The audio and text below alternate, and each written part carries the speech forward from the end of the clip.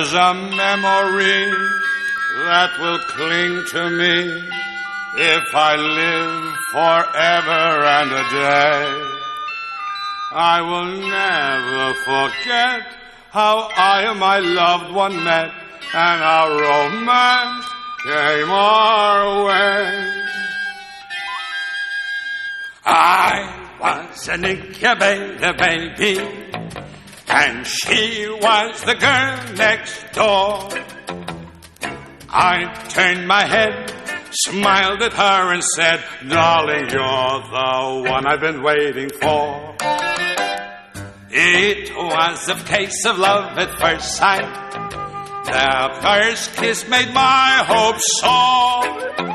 I've been happy and yet I always will regret that we hadn't met before.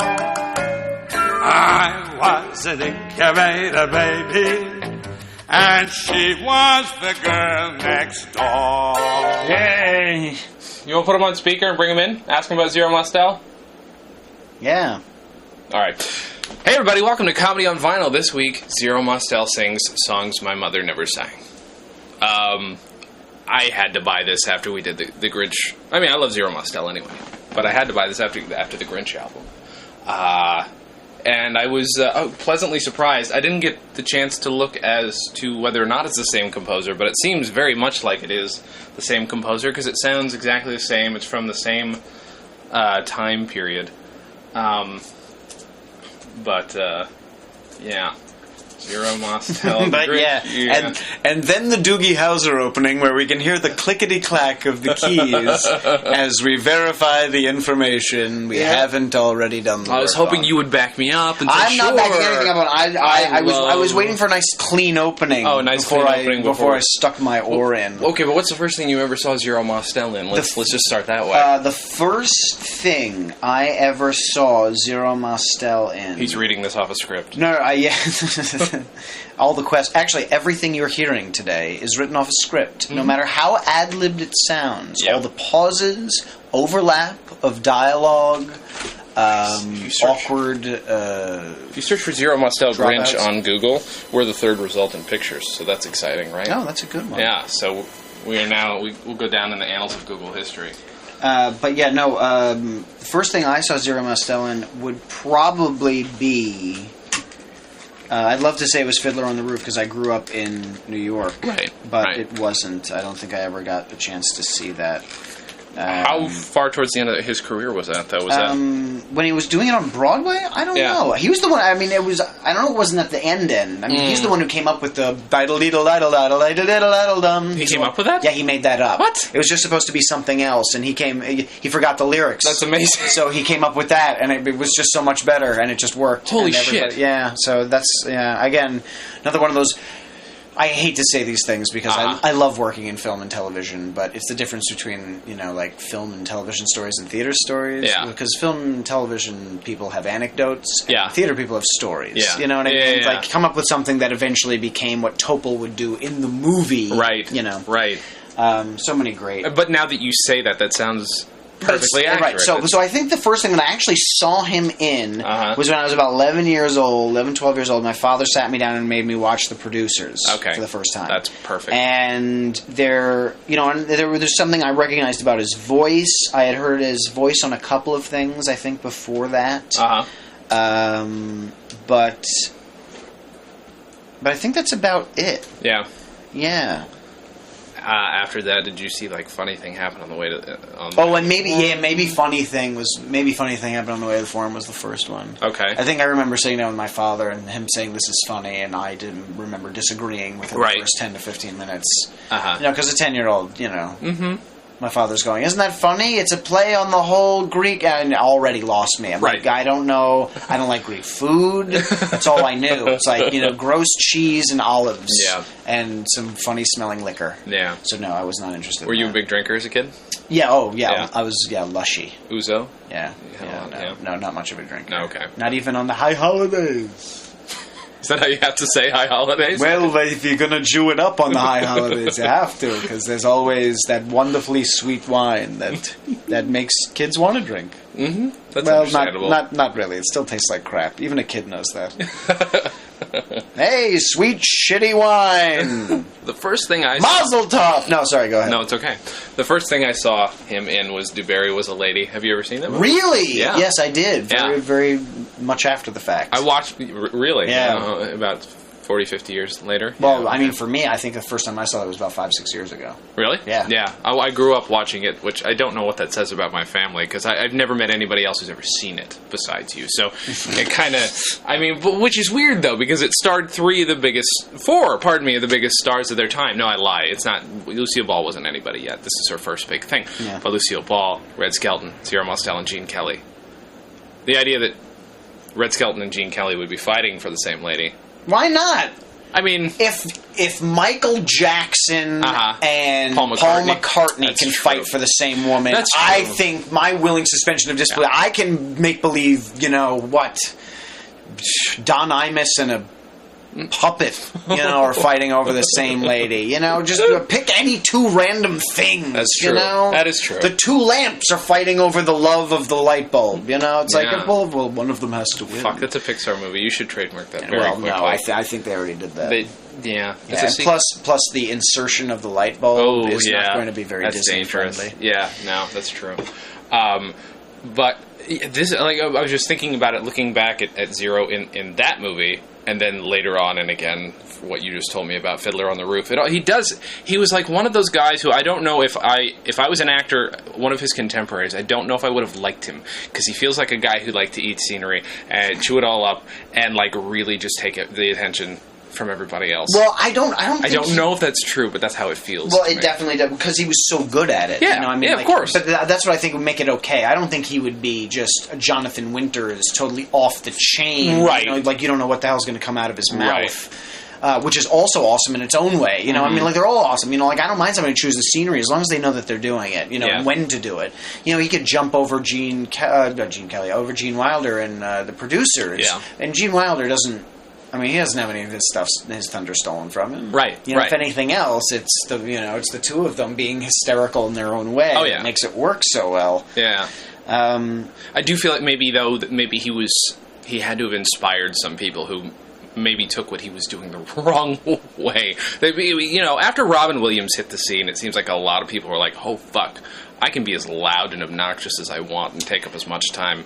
Well, I think people were pushing it. It's one of the great things about comedy, and one of the reasons I love about talking about it or studying it. And by studying it, it's not actually studying; it's just listening to things that I think are funny. Yeah, which is also great. You're allowed to call that study. It is. That's what I tell the tax people. So I write it off at the end of the year. Write off all those CDs. I had to buy the Groucho file on Amazon, and I'm writing it off because it's now it's a learning aid. Of course it is. Yeah. And I'm not joking about that.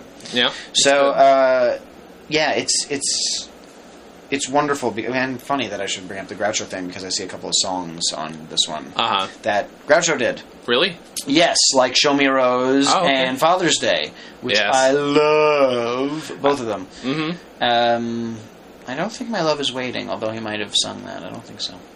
What do you think his goal was with this album, other than to collect a check? I don't get it. I think that's, when you see things like this, you go, well, somebody thought this was a good idea, and it obviously wasn't. Right. On so many levels. Mm-hmm. But the cover on this alone is just genius. That's and for those of you who haven't seen it, you have to see it. Because if anybody's seen, like, a bad acting headshot from the 70s, where it's... Here's what I look like. Here's me as the surly bartender, as the wacky ship's captain, as the mad doctor, as a billboard. Whatever the fourth thing is. He's got about, 12 12 character pictures in which he's sweating in almost all of them. I don't think he could. I mean, the main one you can see. I mean, literally the cover of this looks damp. Yeah, it really but does. But he's got them all. He's got like the a saluting guy wearing a striped barbershop quartet jacket. Well done. The dandy wearing a boater and a tiny cane. The lovelorn fool's pricked his finger on a rose. The schmucky poet philosopher holding a book like a violin as he reads through his bifocals or his half spectacles.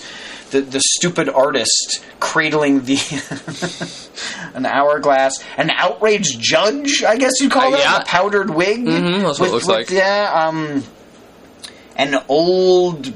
What is that? It's like the Dutch boy on the paint can. It kind of is, but retarded. And well, I mean, not even retarded. I just think like fright wig. Like if he fell asleep for 30 years and woke up, he probably had long curly nails. Folk singer, a ship's captain, a man with a beret, a man holding a tie, and somebody trying on a sweater that's too small for them, and the hat is on top of the neck hole where the head should be. Yeah, absolutely hysterical. Yep. But they don't make them like this anymore. They don't make anything like this. But yes, I think the point of making this was you see somebody who's a comedic talent who's not a stand-up. You get a stand-up and you cut an album. Right. This is... Well, we have Zero Mostel, and he agreed to do something. Yeah. We have to give him things, because he's not a writer. Right. He's just this lunatic. Yeah. So let's give him songs, which he might not sing particularly well, but he'll add a lot of energy. Yeah. Or let's give him this creepy children's story, i.e. The Grinch Who Stole Christmas, and see what he does with that. Mm-hmm. I think that's all you have. Mm-hmm. A tulip told a tale of a maid and a man who lived in a pea-green boat. He was the captain's daughter, and she was the boy next door.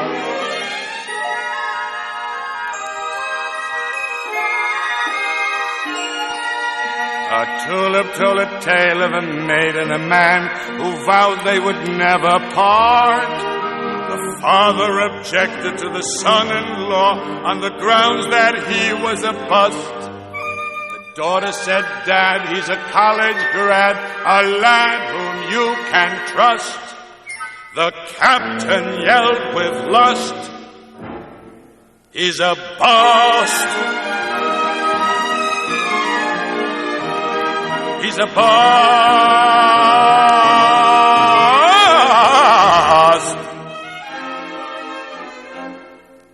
Anything else, it's like, what are you going to have him do? Read the Canterbury Tales? It's like, no one's going to sit through that.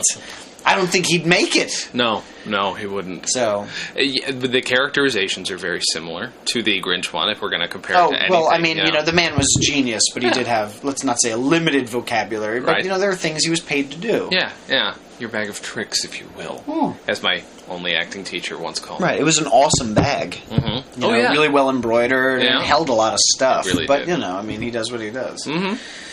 But there's just a lot of...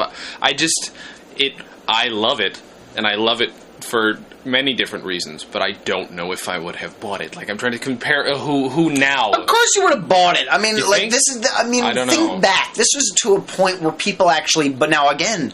I'm setting the Wayback Machine, boys and girls, to a time before cassette tapes, because that's when it all started to change. But when there were still albums and people couldn't rapidly reproduce and give away music, you actually bought music and would save up money to go buy music. Right. There wasn't a lot of other things to go buy, boys and girls. Movies were cheap. Is this my alternative to penny candy, though? Right, yes. I mean, but that was it. I mean, if you saw this on the shelf, you'd be like, yeah, I'm going to buy that. Probably. I mean, yeah, I guess at the time, I don't know who. I mean, there had to be 70s. People like me and you to keep, this fringe. I mean, that's why there was a classical section and a jazz section, because there were people who bought it. There weren't a lot, and that's why it was stuffed in the back and had a tank around it, so that their music didn't blend with the popular stuff, filtering throughout the tank. Because if you walked into a record store and heard you would have turned around and walked the fuck out again. That is true. You know? If you'd have heard this, though. Especially if it was me doing a bad imitation of a horn. Can we do that as an album? You can. All right. I can do my harmonica imitation. Oh, do it. Please. Let's do a comedy on vinyl tribute to Stevie Wonder. Okay. And I can do all the little Stevie stuff. All right. Because I did one once live on stage. It was awesome. How was that? It was fun. I was in college where you could get away with crap like that. Right. Because everybody is drunk or stoned or both. Mm-hmm. Yeah. Yeah. And this is before all the horrible drugs came out, you know, before you realized that prescription drugs were right there in your parents' house, and you could try them until somebody died, and then you back off a bit. Sure. It's a learning curve. Right. Yeah. Sorry, but that's okay. But Zero. And in all of these pictures, I'd like to point out, he has awesome comedy hair. Yes, yes. Because Zero realized that a really horrible comb-over is quite possibly one of the funniest things you can ever see. It's that one's the best. This one, holy shit. And by that one, the one him cradling the hourglass. From a distance, I thought he was wearing a hairnet, which is why I was so confused. Right. That is clearly the most creative comb-over on the planet. Yeah, he's got it, I think, coming over and then forward, but he's got all the strands just glued down and defined so perfectly. Yeah, I think he had absolutely no hair on top at this point. It was all long. Because he had something similar in The Producers, but at this point he was 10 years older. Yeah. Already. Give you a little perspective, kids. I think this was 1977. It doesn't say it on the album, but I saw it online as 1977. That sounds good to me. All right, 1977 it is. 2 years. No, same year, pardon me, as Star Wars. So if you had to choose between this and Star Wars... I would have gotten Star Wars. Okay. Well, actually, the proof's in the pudding, because I actually have the album of Star Wars. What does it look like? The one that has the fold that folds out, and it's just all the music. Really? Yeah. That's awesome. I think I also have one of those Star Wars ones. And, Jason, he's not leaving, he's just rubbing his legs together, and he's wearing jeans. That's what you're listening to.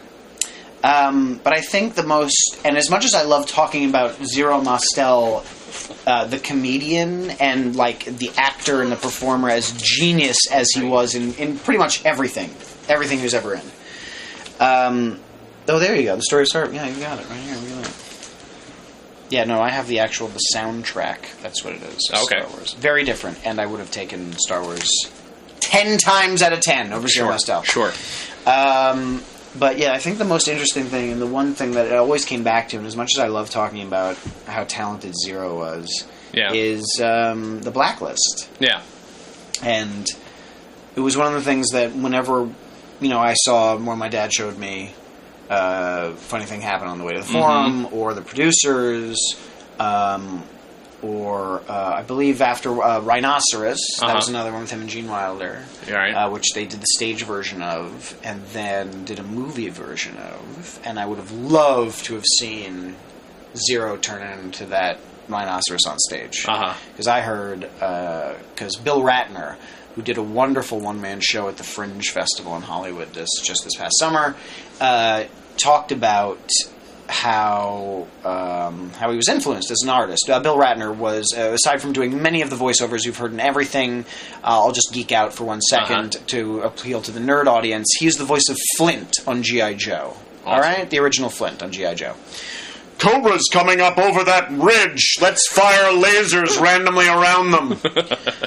That was him. So he talks about seeing him do that live on Broadway, I believe. That's awesome. And just it changed his life. Just ripping off his clothes, and he had great, makeup on, on all of his body, and he turned into a rhinoceros. I mean, this is live on Broadway on stage. Would have died to have seen that. On film, it's fun, but it doesn't have that immediacy or the danger of watching somebody do it like really in front of you, and then now he's running with the rhinoceroses, and then or the rhinoceri, and then just incredible. But awesome. But yeah, so aside from that, and the man he's vaudeville, he's stage, and you can see it in everything that he does. He's just one of those people who's amazingly adept at taking something very big and realizing that if you insert those moments of stillness, you can make it work for screen, either television or film. But yeah, the Blacklist, and that was the thing that my father always wanted to talk about, is as terrible as it was, as wonderful, brilliant as he was, the most horrible thing is that we should have gotten a lot more of his work. Right. And here is this brilliant man being, an artist being taken down by the government. Yeah. Which which as much as I hate to say right now, it's like you can almost see us going back to that again. For sure. And, so I think, as I just take a real serious tack here in this one, but, as a harbinger of things to come, please, please, please remember Zero Mostel. Yeah. And as much as we, love to remember some artists who have won awards, Academy Awards, Lifetime Achievement Awards, whatever it is, who gave up names and things like that, people who remain nameless. We're alive. Sorry. It's the people like Zero who are the true heroes. And, anybody who's worthy of accolades is somebody who can maintain, a comedic outlook and be such a brilliant performer after going through and realizing just how miserable human beings can be to one another, especially the ones who want to do nothing more than entertain and share something that they're good at, especially something that is literally only there for the benefit of mankind. Yeah. To either question or to celebrate or to divert for 2 seconds, something away from something so terrible. That's why, as much as I might not like Tyler Perry movies or Adam Sandler movies right now, to give people something that they love to go to and laugh at for even an hour and a half or 80 minutes or 2 hours, whatever it is. You can't discount that part. It's amazing, especially nowadays when people are so full of fear and uncertainty about what the world is. I think it's just so great, and there's still enough cynical art that you need to balance it. You need to balance it with stuff like that. Well, because cynical is easy. Yeah. And God bless the person, and I never say God bless ever, which is weird again. So let's just go big up. Big up. Let's use an outdated Rastafarian term from the late 80s.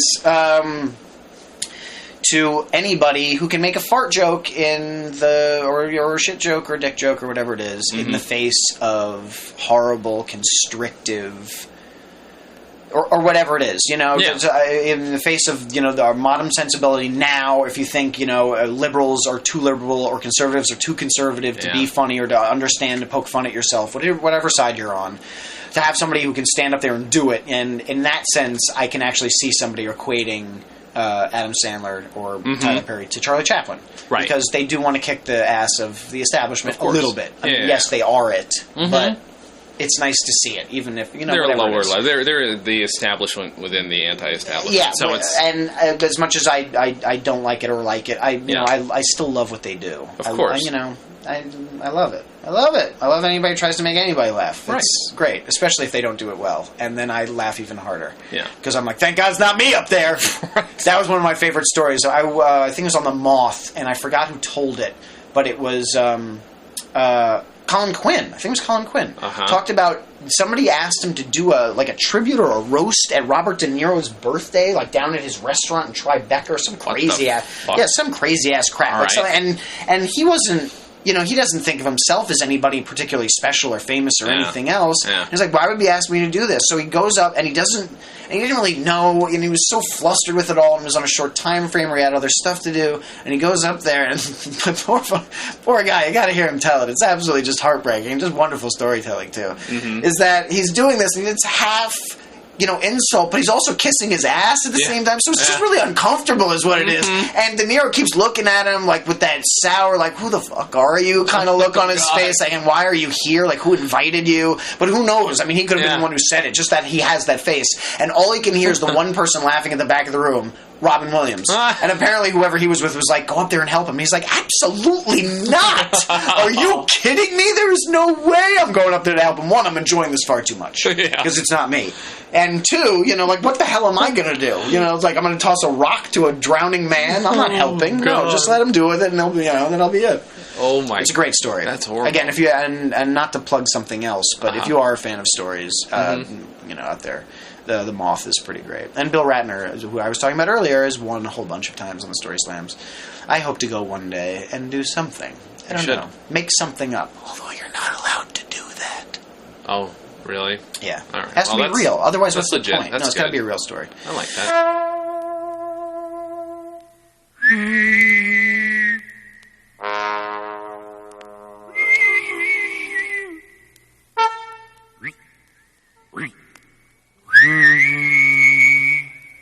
Today, Father is Father's Day, and I'm giving you a tie.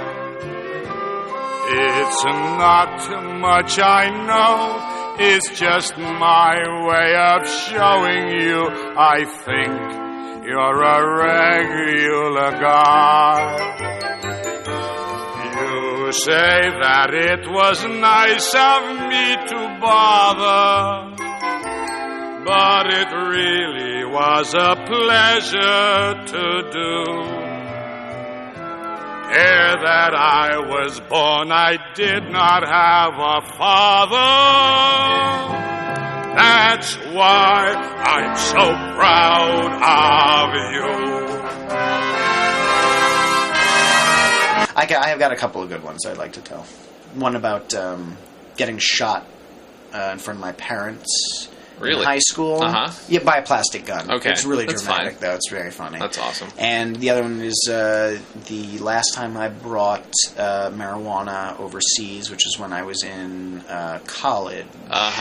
And I got hit by a minivan and then decided to smoke pot on the airplane. Which, for all you boys and girls out there, I mean, this was before 9/11. You don't know. No. That's not an option. Don't even think about anything even, like, and the story is relatively funny, but don't you dare out there, boys and girls. And I mean boys and girls of all ages at this one. Yeah. Because, you know, they have that thing which looks through your clothes now. Yeah. Right. Which is creepy. Yeah, we're creepy. Yeah. It's disgusting. It's just weird. Yeah. I don't mind, personally, because I think I'm being bombarded with so much radiation and things anyway. Like, what's it going to matter? That is true. But anyway, to get back to the serious stuff is Zero being blacklisted. And it's just, you know, the particulars of it are just, it's again heartbreaking. To see somebody who is taken out of their natural element because somebody somewhere says they might have seen them going into a meeting or putting themselves down on a list to talk about an idea. Yeah. Well, that's just the thing, is that the arts are such an easy fucking target for anything like that, for any kind of a witch hunt, because of what it is, which is the expression of ideas and thoughts that might not be comfortable for most people. Right, and I mean, all you have to, and the funny thing is, you know, all of this came out of trying to protect ourselves from communism. Meanwhile, you look at, you know, Russia, you know, well, they had the most oppressive, artistic, you know, it was literally, you couldn't write anything. Right. If you didn't get it approved by the state. So, you know, you had only the things that were able to talk about certain things in a way that the higher-ups could, and they had like 6 or 7 rounds of censors who would go, well, is there a way to look at it from this way? Right. No. Sorry, I'll do my evil Russian voice. Well, is there a way to look at it from this way? No, нет. Конечно. That was good. You get a lot of work doing the Russian voice? No, not lately. It would be better to have more, but I'll take what I can get. But yeah. I was just looking up actually details about the blacklist as far as Zero is concerned. Jesus Christ, for 8 years. Yeah. He wasn't on screen for 8 years. 8 years, and I mean, he really didn't work for 10 because the beginning of that was, I mean, that's what I heard. That's what my father always rounded it up to 10 years, I think, because it was more depressing. But yeah, I mean, that's ridiculous, you know, and think about that nowadays. If you were to be taken out of the curve or taken out of the loop for 8 years, you come back, people wouldn't know who the hell you were. Holy shit. Okay, I want to read a little something off of Wikipedia. And again, to keep this in mind, this is off of Wikipedia. Bing! Wikipedia. Take it with a grain of salt, boys and girls, because anybody can change it. Zero Mostel was blacklisted for 10 years. Also fought Gamera in a bloody battle in the Pacific Ocean. Yeah, go ahead. It does say that, son of a bitch. Who won? Zero, actually. Of course. He's just the power. He's manic. This one person recalls the proceedings thusly. It began with the committee's counsel immediately launching his attack. Mr. Mostel, are you or are you not a communist? Zero leaped out of his chair behind the council's table, knocking the microphones to the floor, and reached for the throat of the HUAC's attorney while shouting, "That man called me a communist. Get him out of here. He asked me if I'm a communist. Get him out of here." The committee was roaring with laughter. They were delighted. Here they had Zero Mostel all to themselves, on stage in a private dining room. Zero went on playing and parlaying with them for at least 20 minutes, responding to their questions by reciting each amendment in the Bill of Rights. Finally, the HUAC's lawyers cautiously said, Mr. Mostel, we know all about those amendments. We simply want to know, are you or are you not claiming the Fifth Amendment? He didn't ask Zero, are you or are you not a communist? He asked him, are you or are you not claiming the Fifth Amendment? What they wanted him to say was yes. After another 10 minutes of sparring, Zero said, yes, I'm claiming the Fifth Amendment. So then they stopped it, and, but yeah. But it didn't help, you know? And again, like, that's the thing, is you were damned if you did, and you were damned if you didn't. It was all up to some amorphous thing, which nobody... You might have gotten a pass, you might not have. Mm-hmm. And no one knew what the deal was. Right. You know, so it really took, if you've ever seen the movie The Front, ladies and gentlemen, again, to play comedy professor and branch out, I believe it's Woody Allen, and he didn't write it, but he plays the fake writer that a bunch of blacklisted... writers in Hollywood went through to get their stuff published, and basically he was the one that told them all that it was the question that was offensive. Yeah. It has nothing to do with the answer. It's the question. It's how dare you ask. It's like, what's the authority of this group to ask me this? Yeah. Yeah. And that was really what it came down to. It's not whether or not I'm a communist. It's who gave you the right to ask me that. Yeah. And I don't acknowledge, and whoever gave you the authority, I don't acknowledge them. Yeah. Yeah. The balls, the sheer balls that it took on both ends, the shitty balls on the part of McCarthy. The name of the writer, but it's killing me. But the balls on the part of the artists who would challenge that is amazing. I don't know if you'd find it in the same way now. I think you would. I don't think more. I think it's the same. Yeah. I think the ones that you would expect to cave to save what meager empire, whatever else there were, and there would be some surprises on that list. For sure. But I think most of the ones you think that would turn around and say, you know what? Fuck you to whether or not, is this a gay movie? Is this a racist movie? Is this a violent movie? Is this, or whatever it is, a TV show, a play, a sketch, of internet video, whatever it is, doesn't matter. Yeah. I think it's exactly the people you'd think to be the ones to say, it's whatever you think it is. Yeah. You know what, it is for kids. I know it's me naked dancing for 20 minutes, but it is for children if children learn something from it. Yeah. It is whatever you think it is. For sure. I don't have to label it. Even though I have to click on something on YouTube for whatever category, that doesn't mean that's all it is. What I want to know is, where's the video of you dancing naked for children? I'm wearing a puppet head. You can't really... Okay, is it jeremyguskin.com, or is that... No. No. Okay. Yeah. Look up Munchie head with genitals. Look that up. I will. Hold on. I've got actually, my phone. or giant Munchie head with genitals. Yeah, otherwise it's going to be a little confusing. The things you're going to find. Or giant Munchie head, genitals jiggling. I think that one's there also. That's the top result, I think that's somebody taping it and reposting. Oh, right off the screen. But you don't really have any power over that. Right, now. What are you going to do? Yeah. I did it. I know what I did, but, Sure. That's a different video. Of course. That's, if you want to see that one, that's Giant Munchie Head Seeks Revenge. Watch that one. Okay. And if you want to see a naked man in a Munchie head beat somebody to death with a golf bag. Mm-hmm. Well, YouTube took that down because the Munchie is a trademark thing, so... Oh, really? Yeah. Oh. Yeah, if you blur that out, it'll be fine. Oh, that's sad. Draw a mustache on it, maybe. Oh, yeah, what if I do that? Say it's a Groucho head. Okay, so take that one. Look for Munchie head in blackface revenge. Look up that one.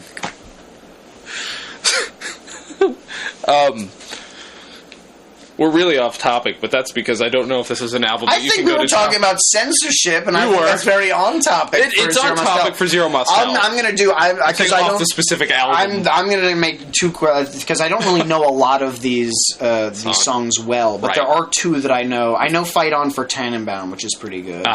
But the two that I know very well are "Show Me a Rose," which I love, and "Father's Day," which I think is hysterical. And I send to my father every year Groucho's version. I really should send him Zero's version next year. So don't listen, Dad, because you won't know what you're getting. Paul Guskin, do not listen. And "Show Me a Rose" is very funny. But Father's Day. Do you send him a tie with it? No. Okay. That would be great. That would be good. Yeah. So that's all I have to say about that. Zero Mostel sings Harry Ruby's "Songs My Mother Never Sang." And Track 1 is I Was an Incubator Baby. Okay, I will admit, that's a hell of a way to start off. It's really the best. Yeah. It's the best first thing to put up there. It's wonderful. It's the best tune of them all, also. Yeah, and all the other titles could be Gershwin songs. You wouldn't know. Right. But you know... You get to it. You know the Ira didn't come up with I Was an Incubator Baby, which is awesome. There's so much passion behind everything that, like, that's kind of what carries it. Oh, he's this so enthusiasm. good. And again, like I said, no cynicism whatsoever. It's just, this is funny because I'm being an ass, you know? And I value that. I value that considerably. I always thought Zero was one of those people who he's the true essence of an entertainer. He was an actor, but he was an entertainer. You know, he could sing, he could dance, he could do everything. Something really bothered me once. We talked about my first acting, she was technically my second acting teacher earlier. We had to bring in samples of our favorite acting. People brought in fucking... You can guess. There's probably Pacino in there, De Niro. Somebody brought in Christopher Walken. She got to slam that down. I brought in the producers with Nero, the whole Nero bit, and like it was interesting to listen to people. People loved Gene Wilder, but even she wasn't really into Zero Mostel. Really, and that really upset because he's quote unquote over the top. But in context, sure, I didn't show him the full movie. You know. In context, it's perfect, and I still think I don't know. To me, it still holds up. That kind of over the top seems like a kind of a cop out. Well, I mean, you know? I think it's easy to say a comedic performance is over the top because that's kind of what it has to be. It has to be larger than life. Yeah, right. But he does it so well, and he never plays anything that doesn't seem like it's within the world. Yeah, right, exactly. You know, even when he's being gross with the old ladies and the producers, you know, he's just like, that's what he's got to do.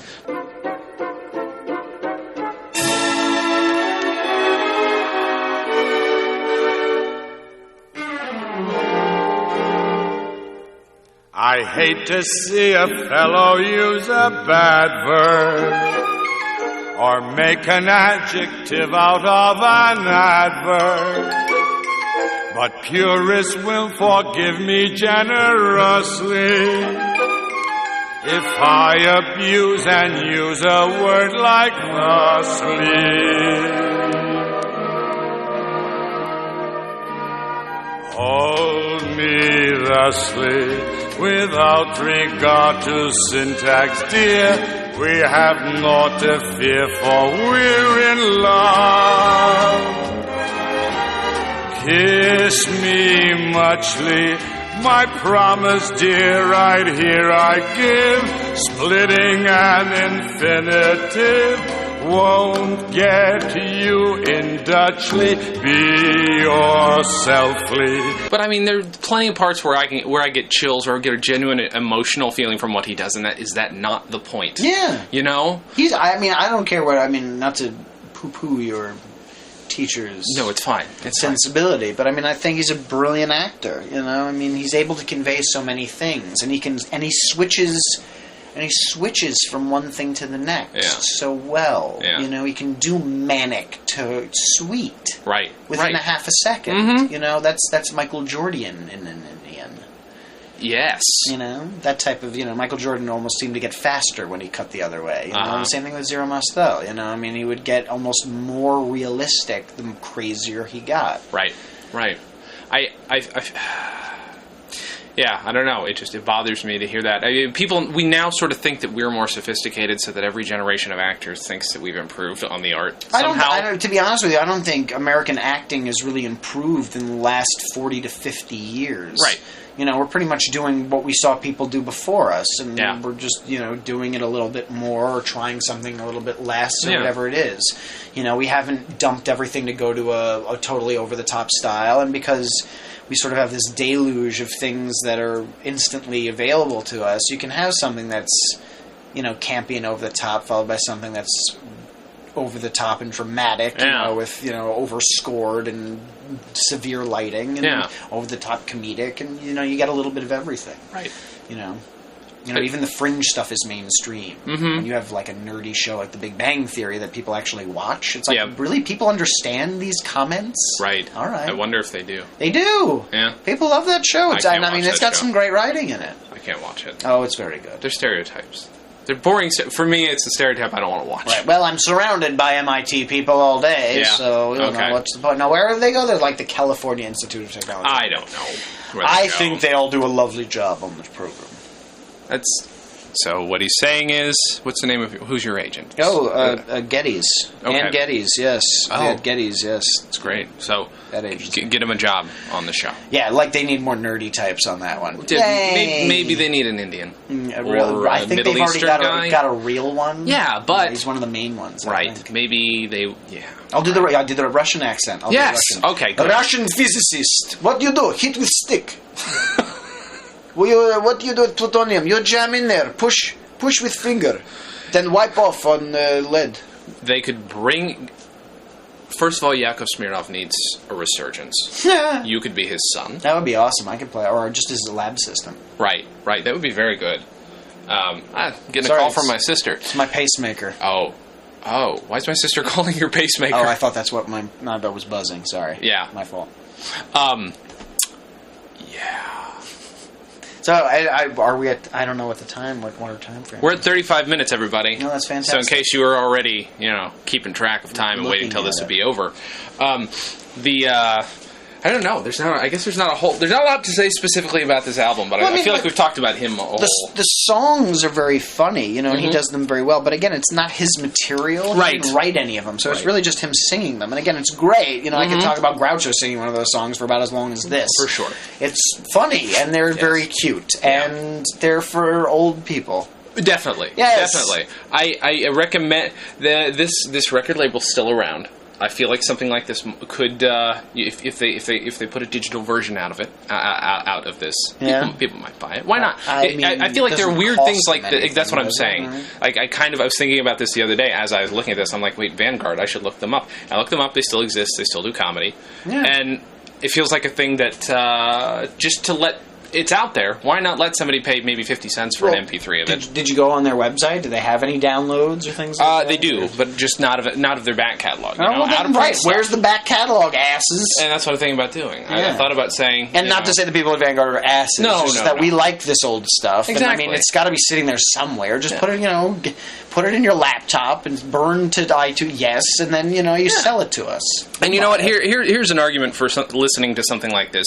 It cost me... This one cost me more than the other ones. This cost me $6. But you go to some places, you're going to get an LP for $2. Yep. And a lot of these I buy for $1.50, $2. It's worth the money unless you're absolutely poor, which I get because I've been there. But you should just listen to things that look interesting to you. If it sucks, make a podcast about it and complain. If you like it, tell people, which is what I'm doing. I just happen to do that in a podcast. I want to explore. So we found a couple things we like. You found a present for your dad. You're going to send your dad a song. Yeah, well, it's the same song I send him every year. Just somebody new singing it. Much more. Which would be nice. I was an incubator baby. You should send him that one too. I don't think he's going to like it. No, I really, that kind of makes me happy. And that's the point, isn't it, Jeremy? Yes. At the end of the day. And that's where we get back to the entertainment thing. Yeah. Making people happy. Do you have anything you'd like to plug? You were just on General Hospital. I was just on General Hospital. Would I like to plug? No, I'd like to plug nothing. I have nothing. It's been sparse lately, ladies and gentlemen, which is fine. Do you want to reverse plug the things you've done? You did Uncle Jeremy's Smile Hour? Yes, here I did at the a Fringe show Festival? that might be coming back to the Hollywood area. Uncle Jeremy's Smile Hour. It's a 45-minute romp. It was hilarious. Well, thank you very much. You're welcome. I saw it on previews. Yes. We got better as we went on. But episode 1 was Hello. And episode 2, I believe, will be Shapes. Nice. Yes. I'm frightened already. So it should be fun. We'll have some reoccurring guests and some new ones. I actually was reminded of it quite a bit when I saw the Tony Clifton show last night. Very similar goals. Nice. Tony Clifton. There it is. I got to see, it was a good 3.5 hours of N-bombs and J-bombs. Sweet. Yep. F-bomb. Every word that you can imagine. It was amazing. A lot of bombs. It was brilliant. It was wonderful. It was one of the best things I've ever seen in my life. Nice. And I'm sorry, but I missed, and I've been dying to see, but it sold out instantly, was this old murder house from Austin, Texas, doing Jurassic Park Live. That would be so good. Which I heard was just absolutely freaking incredible. They even added a late-night show, which I unfortunately couldn't go to because I had to teach at 7:30 in the morning and had a voiceover audition for something pretty good. Really? Yeah, good copy this time. But yeah, so Jurassic Park Live... this old murder house. I'm sorry I missed you guys. You guys are listening to Regrets Plugs, things we didn't get to see. It's we really wish we had. We wish we had seen that. But do go watch the Tony Clifton show if you're here in LA, because it's going to be here for several more weeks. So... And it's funny, and there are benefits. It actually has there's a charity, and you won't hear this in time, but a drinking game. Yes, a drinking game tonight. Tonight, yes. And it's Ferris Bueller's Day Off. So if you're hearing this, you're already too late. Yep. So buy your tickets for the next one. Yep. Which I believe will be. This sounds like a Mr. Show sketch right now. Yes, it does. Our next one, which will be Blazing Saddles, won't it? That'll be fun. Yeah, I have no idea who's playing who. I'll play anybody. We don't know. Yeah. No, me too. Although I gave up. I want to do the treasure. I want to do gold hat on Treasure of the Sierra Madre. Really? Yeah, badges. We don't need those thinking badges. Which I thought that was originally written for Blazing Saddles until I saw Treasure of the Sierra Madre, and I freaked out. I was like, "Oh my God, Mel Brooks is even smarter than I thought he was." Well, there's probably a lot of people who thought you can go to UHF and make the same thing because they make the same joke in UHF. So there's probably a lot of people who saw UHF thought it was from there first. Yeah. Then saw Blazing Saddles, thought it was from there, and then maybe saw Treasure of the Sierra Madre. So that's twice removed from the original joke. It's pretty funny. Yeah. But yeah, it's good stuff. It is good. Well, everybody, listen to comedy. Listen to Zero Mostel. Yeah, honestly, though, if you've never seen Zero Mostel, because he's not going to get a lot of exposure in your little world, probably, watch The Producers. Oh, absolutely. If you can find Dewberry Was a Lady, it's worth it. He's a small part in it, though. He does a very good Maurice Chevalier, however. It's very good. It's dead on. And there will be clips of this in the episode, which you've already heard, so why I'm telling you that, I don't know. But there's always a link on the fucking website to buy these albums. Oh, I dropped an F-bomb. Yeah, it's alright. We've done a couple. I'm sorry. It's inappropriate. They've been sparse. Yeah. I'd say, and only for effect. Yeah. Yeah.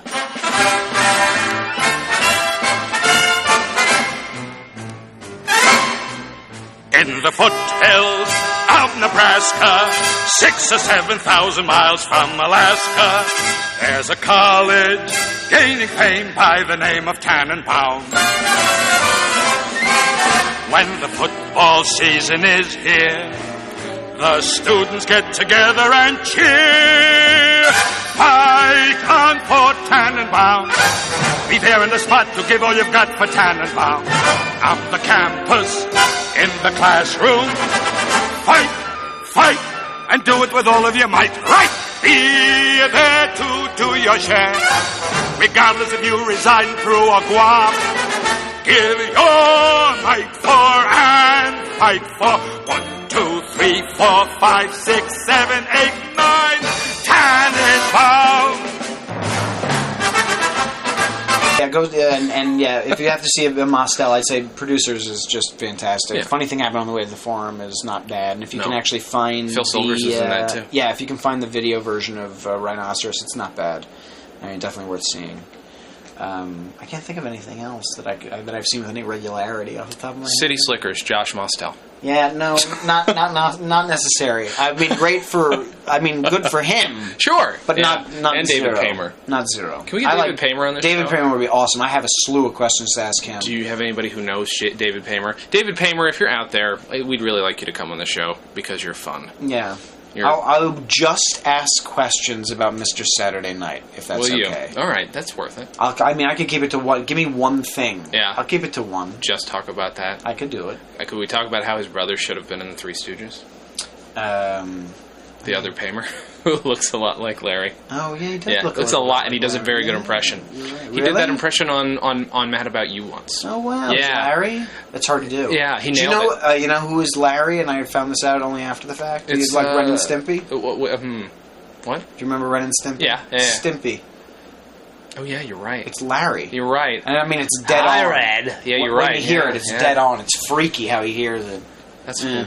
Billy West is a genius. Yeah, Billy West, if you're out there, come on the show, too. Yeah, come on the show. We'll ask you only questions about that and Futurama and anything else we can dig up between then and there. And Phil Hartman. I will bend his ear. Oh, by the way, congratulations to Phil Hartman. Congratulations to Phil Hartman on the Canadian Walk of Fame. Yes, I'm very excited about that. So, yes, that happens this year. And then they're going to start working on the Hollywood one. And he'll get it eventually. Yeah, he will. Well, apparently there's just a shitload of people that are already behind it, and they can get the money. And, of course, if the situation wants one, Phil Hartman has to wait. Yep. Yep, of course. There will be a star that says the situation on it. I will. Just so you people understand that. And there'll be a TV above it, or possibly a microphone, which will be even more frightening. Yeah. Here, how's that for a harbinger of things to come, ladies and gentlemen? Huh? A guy could put on the turban and got the crystal ball out, right? I can tell you what Hollywood will look like in the future. It's pretty much the same, just a lot more depressing. Can we have a separate one, like a reality walk of fame? No. They have the on Skid Row. TCM does their silent movie, the Classic Film Festival every year. And I got to tell you, it brings out the best of old Hollywood. It's wonderful. Yeah. All right, that's worth it. Another plug, ladies and gentlemen, for something that I'm in no way connected with. Turner Classic Movies. Turner Classic Movies. Your tickets for that are too damn expensive. Oh, that's... I teach at the High School for the Arts and do so in the film department from time to time there. Give us some free tickets.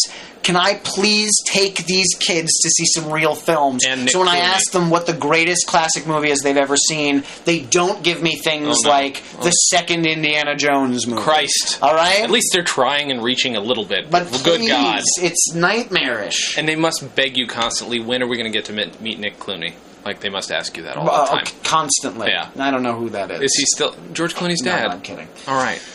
Just saying, he's not a big guy. Rosemary Clooney's the one. But yes, she's there's the one you want. But she wasn't on TCM, unless you count White Christmas. No, I count that. All right. It's a great movie. Rosemary, I count. Yeah. I love Rosemary Clooney. Absolutely. So, Rosemary Clooney, if you're listening. So, with a podcast that starts with Zero Mostel, we end with Rosemary Clooney, and their Boys and Girls is the grand circle of entertainment. Thank you for listening. Follow us on Twitter. I'm at jklamm, JKLAMM. That's too complicated. Jeremy Guskin. And I don't really write anything on Twitter, so if you'd like to follow me, that's fine, but I don't really recommend. He's on Facebook. Facebook, I'm a little more entertaining. I can't do it. Up there, right? I subscribe to like Albert Brooks and Gary Shanley. I don't know how they do it. It's constant, and it almost gets to the point where it's annoying. Yeah. They're all funny. Don't get me wrong. Sure, but I'm like inundated with it. It's why I like The Onion. It should come out once. It's like it comes out once a week. That's why I like getting the paper. I don't look at the updates online. Right. Just get the paper. So once a week, it's look at that, and then that thing, and then I'm done, and then I can wait until the next Thursday. I mean, I love Albert Brooks. We were just talking about his comedy with another wonderful voiceover person. Paul Eiding.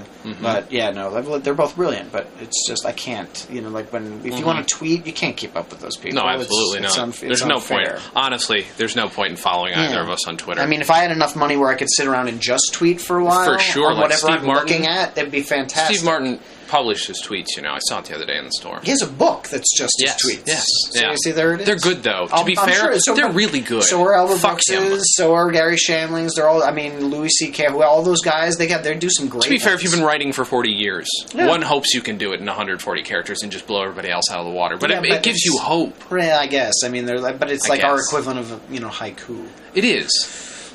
Wow. We've gone a lot of places today, Jeremy. Yeah, we're all over the map. But thank you guys for listening, and have a good thing. I knew the moment that I met her that it was forevermore. Now I look back and see why my life used to be so empty for me before. I was an incubator baby, and she was the girl next door. Comedy on Vinyl is recorded at Fort Awesome Studios in beautiful downtown Burbank, California. Our producer is Mike Warden, our host is Jason Klom, and he's also the editor. Comedy on Vinyl is a Stolen Dress entertainment production. You can check out all of our other podcasts, books, videos, other audio stuff, probably some writing, at stolendress.com. And please check out Comedy on Vinyl at facebook.com/Comedy on Vinyl, twitter.com/Comedy on Vinyl, and please subscribe to us on iTunes, rate us highly, and spread the word. Thank you so much for listening to Comedy on Vinyl this week, and have a very good thing.